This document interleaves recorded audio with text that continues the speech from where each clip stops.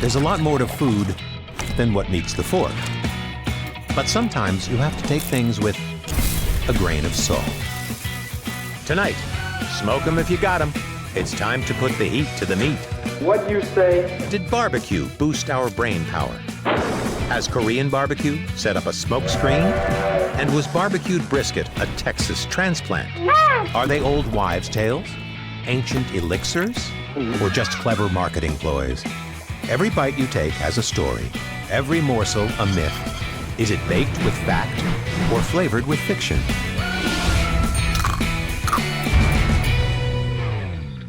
When it comes to backyard parties, barbecuing is a pretty smart move.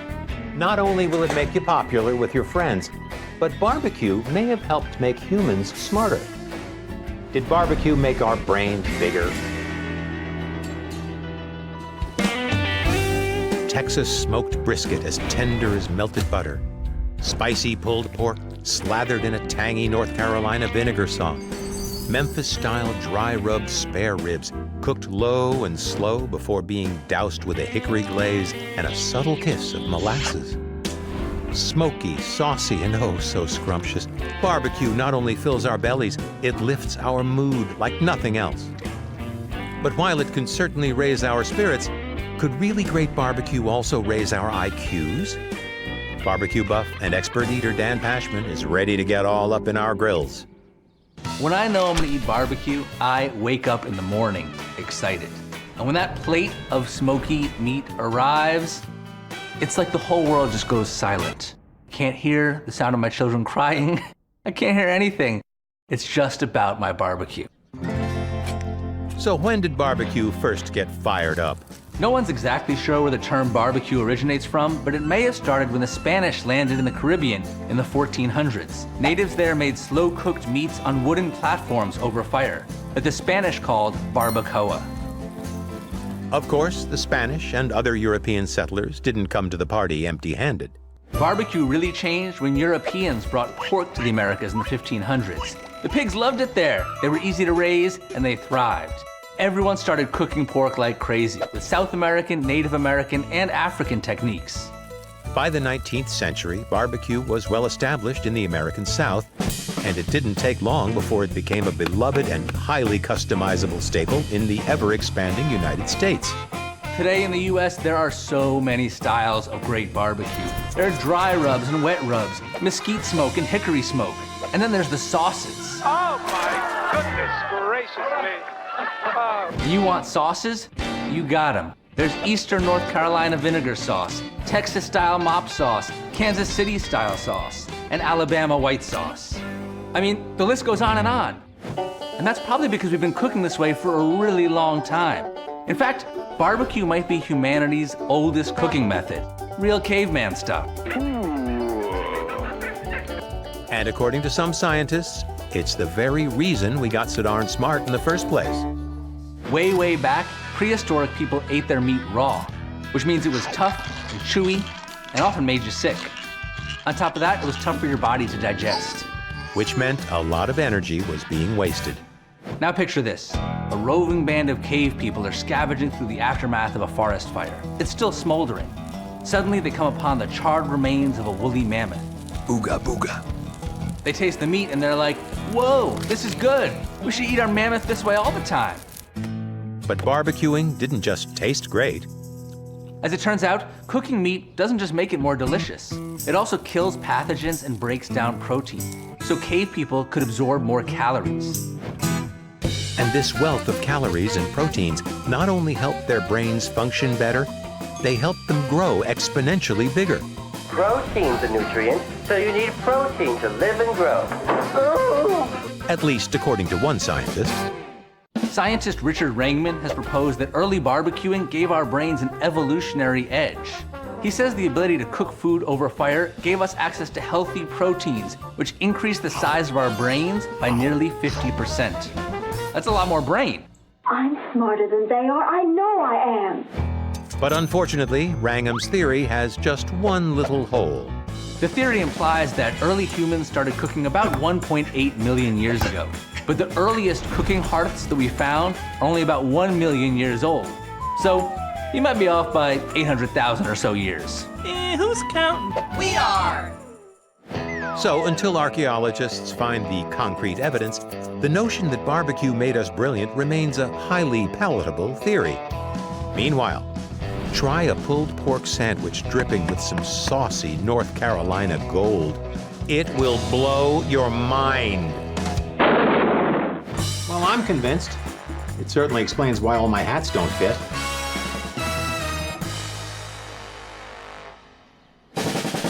Coming up, barbecue may build bigger brains, but did it also help build Stonehenge? Find out when Food, Fact or Fiction returns.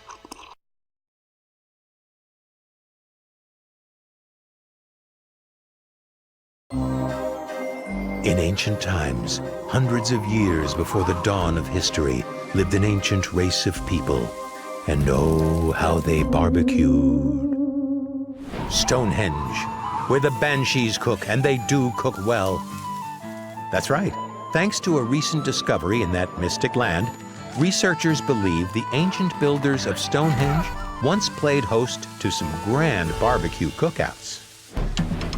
In 2015, residual animal fats and bones were found in several large ancient barbecue pits near the Neolithic settlement of Durrington Walls, suggesting Stonehenge wasn't the only BC masterpiece they created. According to experts, the presence of these foodstuffs suggests a highly organized culinary system that involved barbecue feasts. So I guess we really do know just exactly what those druids were doing. Licking barbecue sauce off their fingers. With so many delicious meats to choose from, it's no surprise Korean barbecue has become so popular. But has this Korean cuisine set up a smokescreen? Is Korean barbecue really barbecue? Piles of perfect pork belly, beef short ribs getting down with some garlic soy, thinly sliced strips of bulgogi, bathing in garlic, ginger, and brown sugar. Korean barbecue is definitely having its moment here in America. But before you go and gorge yourself on galbi or salivate over some samgyeopsal, there's an important question hanging over the hot coals. Is it actually barbecue? For the answer, we turn to journalist Matthew Kang to clue us in on this lean, mean Korean cuisine. I love Korean barbecue, and it is my default go-to meal. If I don't know what to do, and I'm like, what do I eat today? I just go, oh, Korean barbecue, figured it out. And as it turns out, the entire Korean peninsula has been enjoying it for a really long time. Starting from about the 1300s, there are records that show that royalty in Korea were eating barbecue like this, thinly sliced meat cooked on a grill, because this beef was expensive and only royalty could afford it. Would you like to eat out for a change? But it would take another 600 years for Korean cuisine and barbecue to make its way to the States.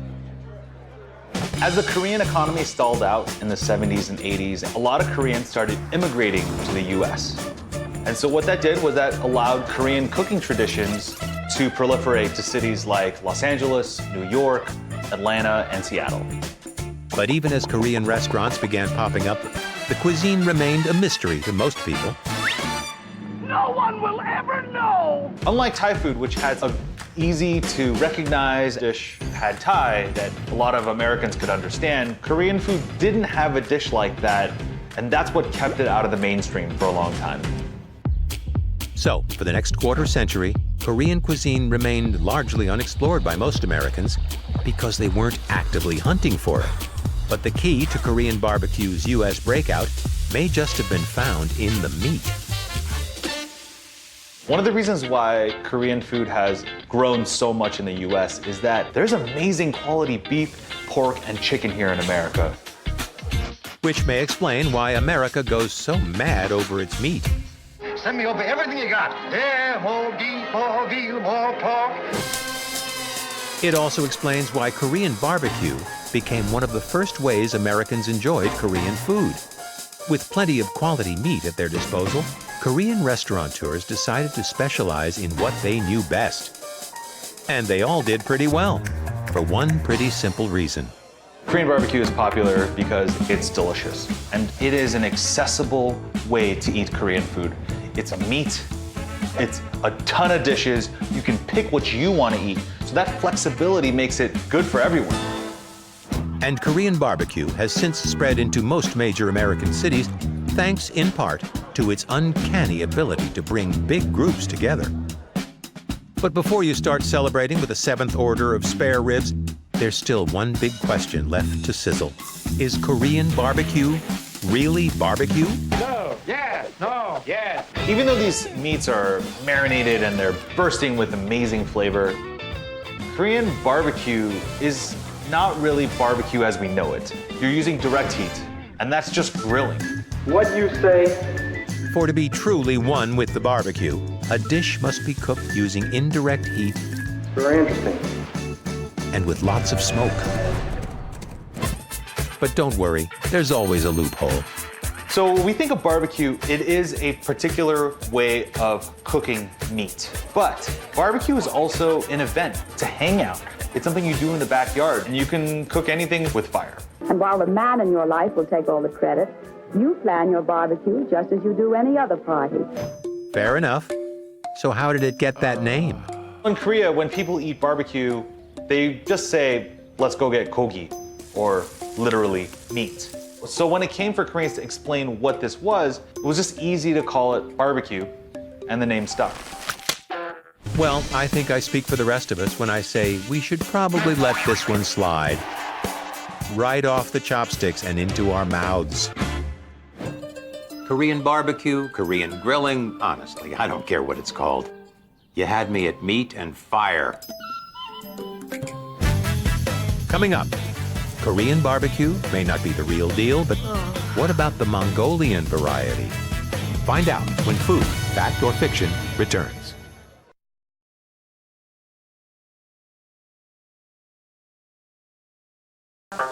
With its marbled meats, bunches of broccoli, and variety of veggies all piled high, Mongolian barbecue is grilled with garlicky soy sauces galore right before our eyes. Yes, Mongolians must be pretty darn proud of their national dish. Except, no. And that's probably because Mongolian barbecue doesn't actually exist in Mongolia. So where then did it come from? Supposedly, in the 13th century, the Mongol warriors of Genghis Khan began barbecuing meat on their shields before mixing it up with various vegetables. But unfortunately, that story is just a bunch of hooey put forth by chain restaurants in order to get us munching more Mongolian. Mongolian barbecue was actually invented in Taiwan and derived from a similar Japanese cooking style popular in the 1950s called teppanyaki. As Mongolian barbecue grew in popularity, it was successfully introduced to the West. And while we're bursting your barbecue bubble, there's one more thing. It's not barbecue, it's stir fry. So the next time you're at a Mongolian barbecue, just order the Taiwanese Japanese style stir fry and tell them Mikey sent you. Smoky and satisfying, the barbecue brisket is the unofficial edible mascot of Texas.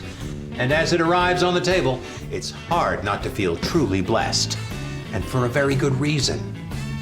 Is barbecue brisket a Jewish blessing? Tender and juicy and smoked to peppery perfection, a slice of melt-in-your-mouth brisket feels like pure Texas barbecue bliss. But long before brisket was born into barbecue royalty, was it actually a bountiful blessing bestowed on us by the Jewish holidays? Here to bedazzle us with the brisket backstory is pitmaster and chosen one, Noah Galutin. Brisket is an amazing cut of meat because it's not like a steak that it'll come out fine as long as you don't overcook it. A brisket requires more feel and nuance, understand. You can't hide behind anything. So it's a very pure piece of meat to eat. It's so tender and full of flavor that it can basically be a religious experience. Francis Anna Marie Casper, I baptize in the name of the Father. And speaking of which, Eastern European Jews have actually been eating brisket, as far as we can tell, since the 1700s. And it's pretty much been their holiday meat of choice ever since. A brisket, a brisket. And while it's a mighty tasty cut of meat, its inclusion in the festivities was primarily practical. Brisket is a very large cut of meat that comes from the chest area of the cow, and because of that, not the best thing to serve for like a small dinner of like 3 people on a Wednesday night. But if you're doing a big holiday family gathering for Passover, Rosh Hashanah, something like that, it is the perfect thing to make for a large group. And that's because brisket happens to be one of the few cuts of beef that's kosher.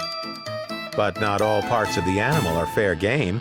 Jews are generally only permitted to eat meat from the forequarters of the cow, and since the brisket comes from the lower chest area, it totally qualifies as kosher. Another big reason brisket became a Jewish holiday favorite was its affordability.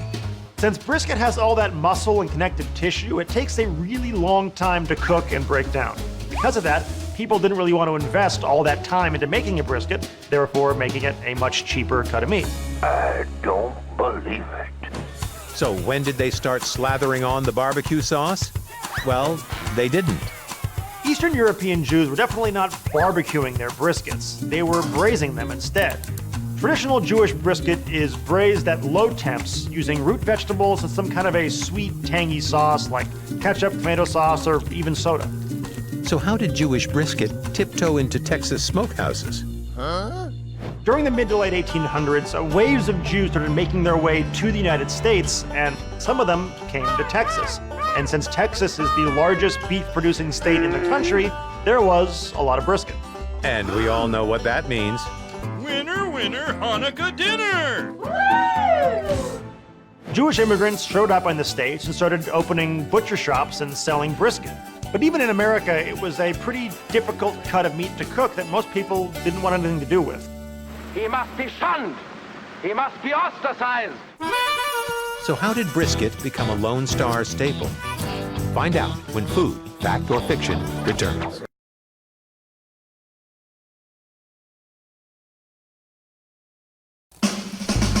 Mouth-watering, juicy, and smoked to perfection, barbecued beef brisket is good to the bone.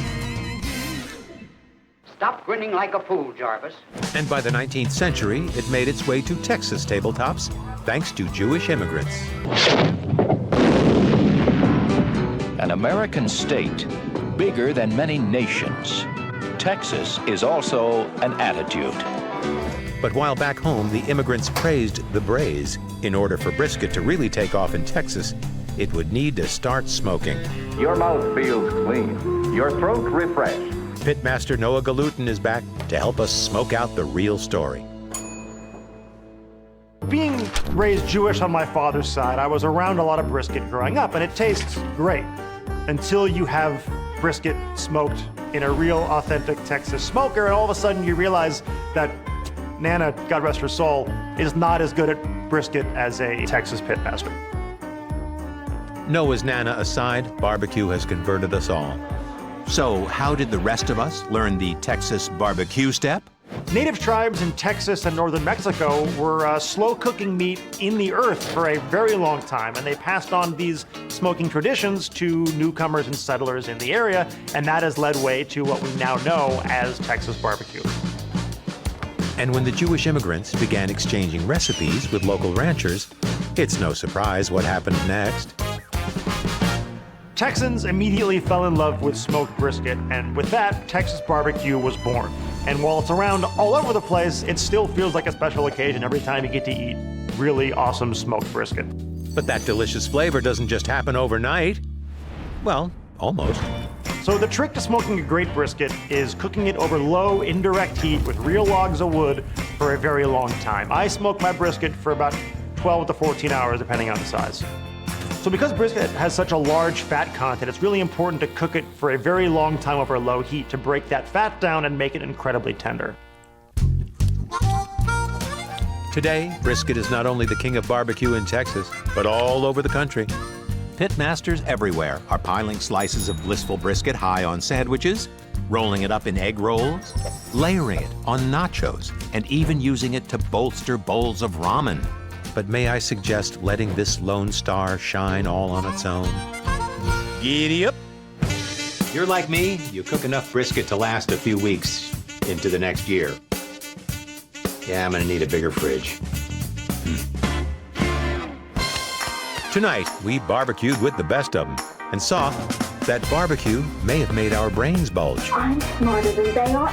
Korean barbecue is a thrill, even if it is just grilled. No one will ever know! And there's no way you can pass over barbecue brisket. No meal is complete without a spoonful of fact and a dash of fiction.